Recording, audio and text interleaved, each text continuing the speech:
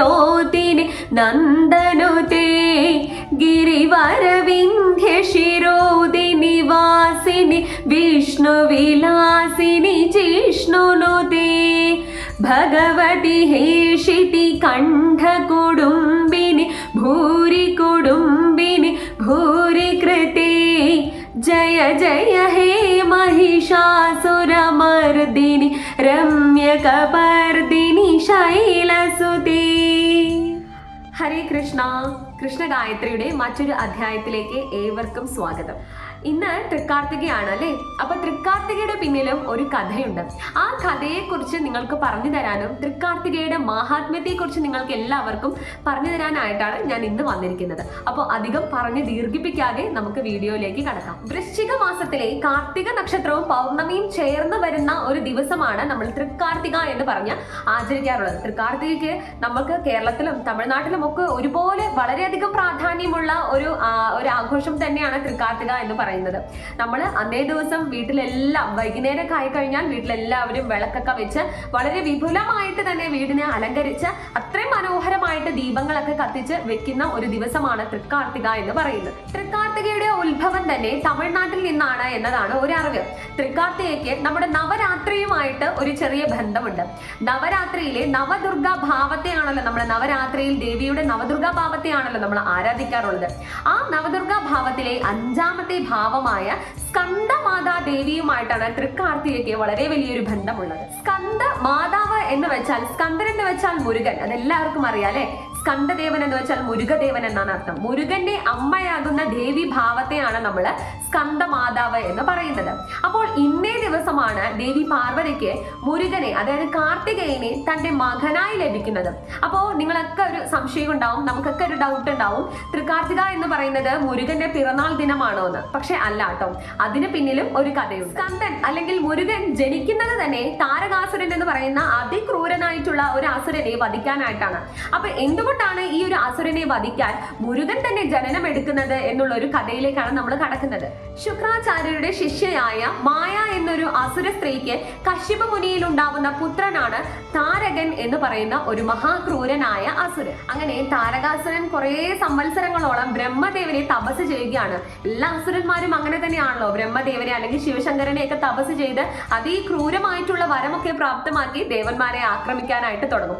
അതേപോലെ തന്നെയായി താരകാസുരനും. അങ്ങനെ ബ്രഹ്മദേവനെ സംവത്സരങ്ങളോളം തപസ് ചെയ്ത് ഒടുവിൽ ബ്രഹ്മദേവനിൽ നിന്ന് ഒരു വരം പ്രാപ്തമാക്കുകയാണ്. അപ്പൊ എന്താണ് അദ്ദേഹം ആവശ്യപ്പെട്ട വരം എന്ന് വെച്ചാൽ ശിവപുത്രനെ മാത്രമേ തന്നെ വധിക്കാനായിട്ട് പാടുകയുള്ളൂ എന്ന്. അതായത് ശിവന്റെ അംശത്തിൽ നിന്ന് ഉണ്ടാവുന്ന ഒരു പുത്രന് അല്ലെങ്കിൽ ഒരു വ്യക്തിക്ക് മാത്രമേ തന്നെ വധിക്കാനായിട്ട് പാടുകയുള്ളൂ എന്ന്. അപ്പോൾ അദ്ദേഹം ഈ വരം ആവശ്യപ്പെടുന്ന സമയത്ത് ഭഗവാൻ ശിവശങ്കരൻ സതീദേവിയുടെ വിരഹ ദുഃഖത്തിൽ ഭയങ്കര വലിയൊരു തപസ്സിൽ ആണ്ടിരിക്കുകയാണ്. അപ്പോൾ അദ്ദേഹം ഇനി വിവാഹിതനാവുകയില്ല, അങ്ങനെ അദ്ദേഹത്തിന് പുത്രൻ ഉണ്ടാവുകയില്ല എന്നൊക്കെ ഒരു കണക്കുകൂട്ടലിന്റെ ഭാഗമായിട്ടാണ് താരകാസുരൻ ബ്രഹ്മദേവനിൽ നിന്ന് ഇത്തരം ഒരു വരം പ്രാപ്തമാക്കുന്നത്. അങ്ങനെ എല്ലാ അസുരന്മാരും ചെയ്യുന്നത് പോലെ തന്നെ താരകാസുരനും വരം പ്രാപ്തമാക്കിയതിനു ശേഷം ഇന്ദ്രലോകവും മറ്റു ത്രിമൂർത്തികളെയും മാത്രമല്ല മനുഷ്യന്മാരെ പോലും ദേവന്മാരെയും എല്ലാവരെയും ആക്രമിക്കാനായിട്ട് തുടങ്ങി. മാത്രമല്ല ഋഷീശ്വരന്മാരുടെ യാഗങ്ങൾ അടക്കം മുടക്കാനായിട്ട് തുടങ്ങി താരകാസുരൻ.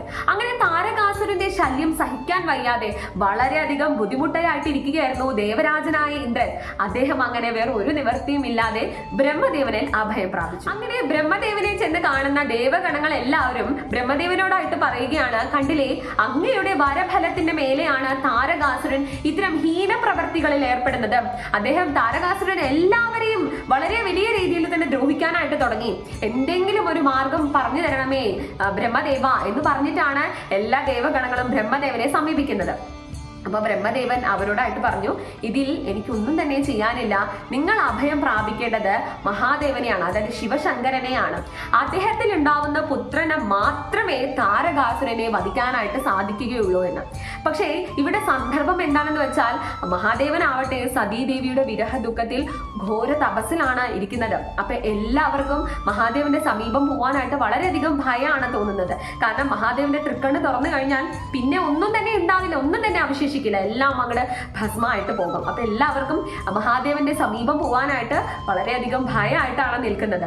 അപ്പോ ദേവന്മാരെല്ലാവരും കൂടെ ചിന്തിക്കുകയാണ്, അദ്ദേഹം മഹാദേവൻ ഇനി വീണ്ടും ഗൃഹസ്ഥനാവണം എന്നുണ്ടെങ്കിൽ അദ്ദേഹത്തിന്റെ ഉള്ളിൽ കാമം, സ്നേഹം, കരുണ എന്നുള്ളൊരു മനോഭാവം ഒക്കെ ഇനിയും വീണ്ടും വരണം എന്ന്.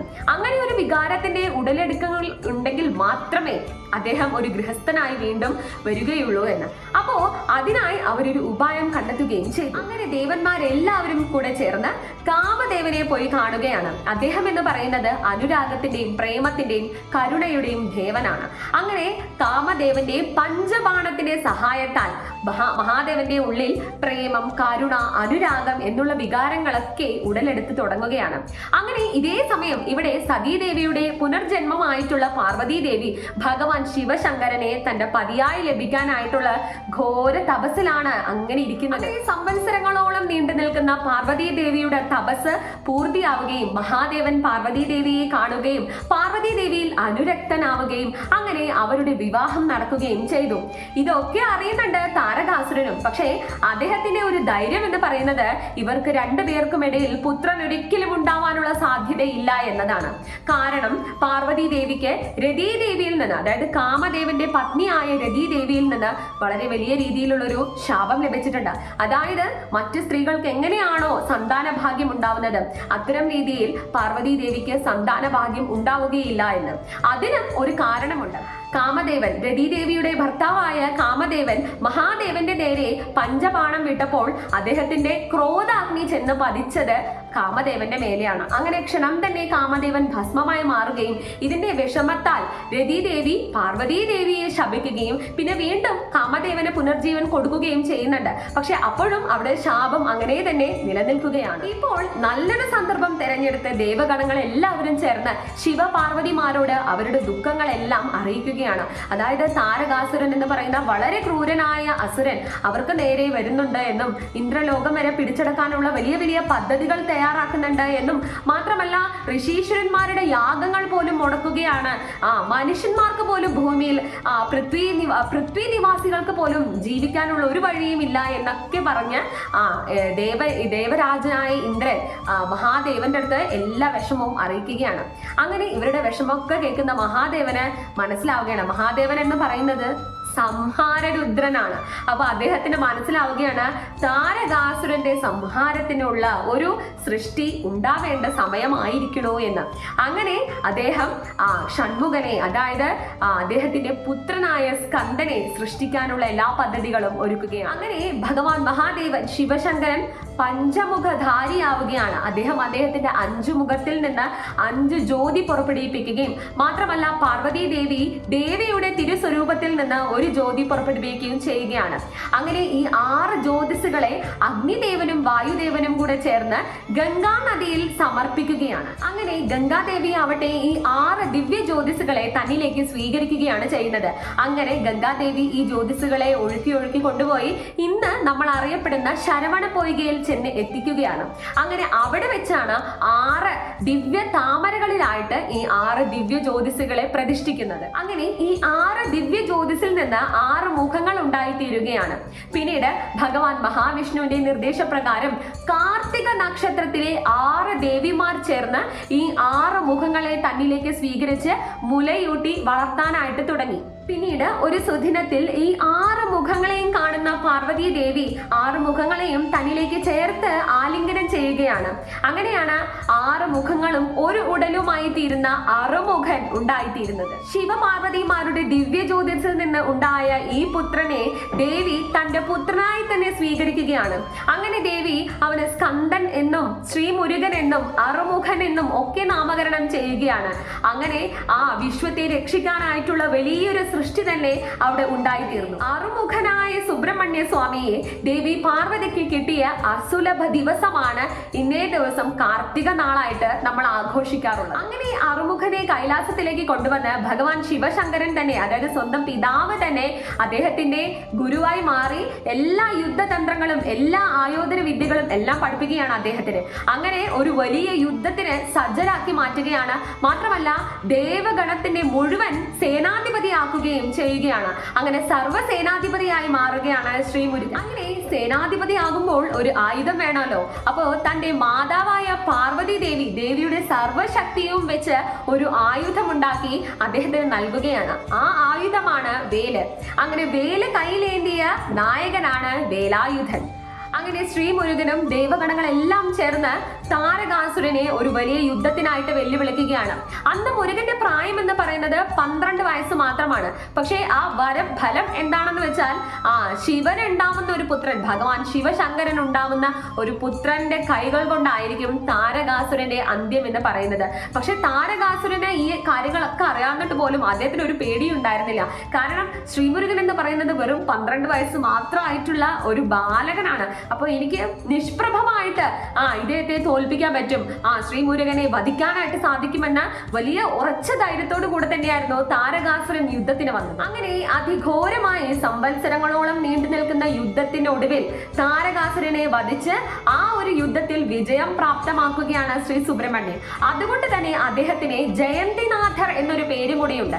ഈ നാമത്തിന്റെ അർത്ഥം വിജയം വരിച്ച നേതാവ് എന്നതാണ്. അങ്ങനെ വിജയം പ്രാപ്തമാക്കി ദേവഗണങ്ങളെ മുഴുവൻ സംരക്ഷിച്ച ഒരു നേതാവായി മാറുകയാണ് സർവ്വസേനാധിപതിയായ ശ്രീ ഷൺമുഖൻ. അങ്ങനെ ഈ സുബ്രഹ്മണ്യന് അനേകം നാമങ്ങളുണ്ട്. തമിഴകത്തിന്റെ ദൈവം തന്നെയാണ് സുബ്രഹ്മണ്യൻ എന്നാണ് പറയുക. അതായത് സെന്തിൽനാഥർ എന്ന് ഉദ്ദേശിക്കുന്നത് ചുവന്ന നിറമുള്ളവൻ. അതായത് ഒരു സുന്ദര പുരുഷന്റെ ഉത്തമ രൂപം എന്താണെന്ന് ചോദിച്ചാൽ നമുക്ക് ശ്രീമുരുകനെ തന്നെ പറയാം. അത്ര സുന്ദരമായിട്ടുള്ള, അത്ര മനോഹരമായിട്ടുള്ള ഒരു രൂപമാണ് ശ്രീ മുരുകന്റേത് എന്നാണ് പറയുന്നത്. അതുകൊണ്ടാണ് അദ്ദേഹത്തെ സെന്തിൽനാഥർ എന്ന് പറയുന്നത്, ജയന്തിനാഥർ എന്ന് പറയുന്നത്. അറുമുഖൻ, 6 മുഖത്തോടെ ഉള്ളവനായതുകൊണ്ട് അറുമുഖൻ എന്ന് പറയും. വേലായുധൻ, വേല് ആയുധമായി ഏന്തിയവനായതുകൊണ്ട് വേലായുധൻ എന്ന് പറയും. അപ്പോൾ തൃക്കാർത്തിക എന്ന് പറയുന്നത് ദേവി ആദിപരാശക്തിയായ പാർവതി ദേവിക്ക് തന്റെ പുത്രനായിട്ട് ശ്രീ മുരുകനെ ലഭിക്കുന്ന ദിവസമാണ് നമ്മൾ എല്ലാവരും തൃക്കാർത്തികയായിട്ട് കൊണ്ടാടുന്നത്. ഈ ഒരു കഥയാണ് നിലനിൽക്കുന്നത്. ഇനി നമുക്ക് കേരളത്തിൽ എങ്ങനെയാണ് തൃക്കാർത്തിക കൊണ്ടാടുന്നത് എന്ന് അറിയാം. കേരളത്തില് ദേവി ആദിപരാശക്തിയായ നവദുർഗ ഭാവത്തിലുള്ള ദേവി ആദിപരാശക്തിയുടെ 6ാമത്തെ ഭാവമായ കാർത്യായനി ദേവി ഇന്നേ ദിവസമാണ് ഉണ്ടായത്. ദേവിയുടെ ഉത്ഭവം ഉണ്ടായത് ഇന്നേ ദിവസമാണ് എന്നതാണ് ഒരു വിശ്വാസം. ദേവി ആദിപരാശക്തിയായ പാർവതി ദേവി മഹിഷാസുരനെ കൊല്ലാനായിട്ടാണ് കാർത്യായനി രൂപം എടുക്കുന്നത് എന്നതാണ് വിശ്വാസം. അപ്പൊ കാർത്യായനി ദേവിയുടെ ഭാവം എന്ന് പറയുന്നത് സർവ്വ ആയുധങ്ങളും ഏന്തി സിംഹാരൂഢയായിട്ട് നിൽക്കുന്ന ഒരു അതിഘോരമായിട്ടുള്ള, വളരെയധികം പവർഫുൾ ആയിട്ടുള്ള, അതായത് ഒരു സ്ത്രീയുടെ എല്ലാ ശക്തിയും ഉൾക്കൊണ്ട് നിൽക്കുന്ന ഒരു ഭാവമാണ്. അതായത് ശക്തി സ്വരൂപിണി എന്ന് നമ്മൾ പറയുന്ന ഭാവമാണ് ദേവി കാർത്യായനിയുടെ. ഒരു യുദ്ധത്തിന് ഒരു സ്ത്രീ എങ്ങനെയാണോ ആയുധമേന്തി നിൽക്കുന്നത് അതേ ഭാവത്തിലും അതേ രൂപത്തിലുമാണ് കാർത്യായനി ദേവിയുടെ ഭാവം എന്ന് പറയുന്നത്. അതുകൊണ്ട് തന്നെയാണ് ദേവി മഹിഷാസുര മർദിനി എന്നും കൂടെ അറിയപ്പെടുന്നത്. സ്കന്ദന്റെ മാതാവായതുകൊണ്ട് സ്കന്ദമാത എന്ന് ദേവി അറിയപ്പെടുന്നത് പോലെ തന്നെ കാർത്യായന മുനിയുടെ മകളായതുകൊണ്ട് കാർത്യായനി എന്നൊരു നാമവും ദേവിക്കുണ്ട്. കഥൻ എന്ന പേരുള്ള ഒരു മുനി ഈ ലോകത്ത് ജീവിച്ചിരുന്നു. അദ്ദേഹത്തിന്റെ പുത്രനാണ് കാർത്യൻ എന്ന് പറയുന്ന മുനി. അദ്ദേഹത്തിന് പുത്രിമാരില്ലാത്തതിന്റെ സങ്കടം വളരെ വലിയ രീതിയിൽ തന്നെ ഉണ്ടായിരുന്നു. അതുകൊണ്ട് ദേവി ആദിപരാശക്തിയെ, സർവശക്തിയായ ദേവി ആദിപരാശക്തിയെ തന്റെ പുത്രിയായി ലഭിക്കാൻ വേണ്ടി അതിഘോരമായിട്ട് തന്നെ ദേവിയെ ഉപാസിക്കുകയുണ്ടായി. അങ്ങനെ അദ്ദേഹത്തിന്റെ ഉപാസനയിൽ പ്രീതിപ്പെട്ട ദേവി ആദിപരാശക്തി അദ്ദേഹത്തിന്റെ പുത്രിയായി ജനിക്കുകയാണ് എന്നതാണ് ഒരു വിശ്വാസം. ദേവി ആദിപരാശക്തിയായ കാർത്യായനി ദേവിയിൽ ത്രിദേവിമാരുടെ ശക്തികൾ ഉൾപ്പെട്ടിരിക്കുന്നു എന്നതാണ് പറയുന്നത്.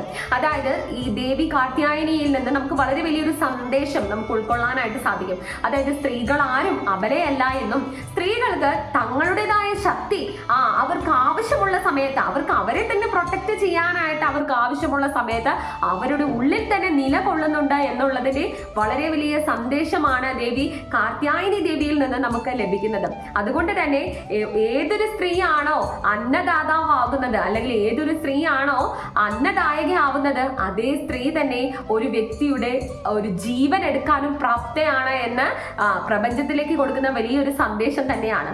അധർമ്മത്തെ നിഗ്രഹിച്ച് ധർമ്മത്തെ പുനഃസ്ഥാപിക്കാനായിട്ട് ദേവി, ശക്തി സ്വരൂപിണിയായ ദേവി എടുക്കുന്ന ഒരു അവതാരമാണ് കാർത്യായനി ദേവി എന്നത്.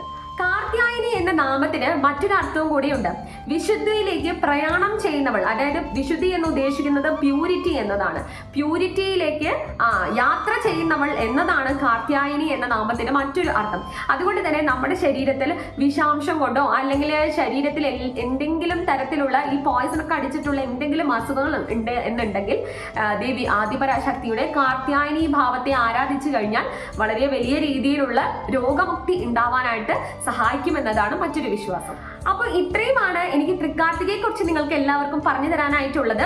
ഏവർക്കും ഈ വീഡിയോ നന്നായിട്ട് ഇഷ്ടമായി എന്ന് വിശ്വസിക്കുന്നു. വീഡിയോ ഇഷ്ടമായെങ്കിൽ ലൈക്ക് ചെയ്യാനും ഷെയർ ചെയ്യാനും സബ്സ്ക്രൈബ് ചെയ്യാനും മറക്കരുത്. അപ്പോൾ ഇത്രയും പറഞ്ഞുകൊണ്ട് നിർത്തുന്നു. ഹരേ കൃഷ്ണ.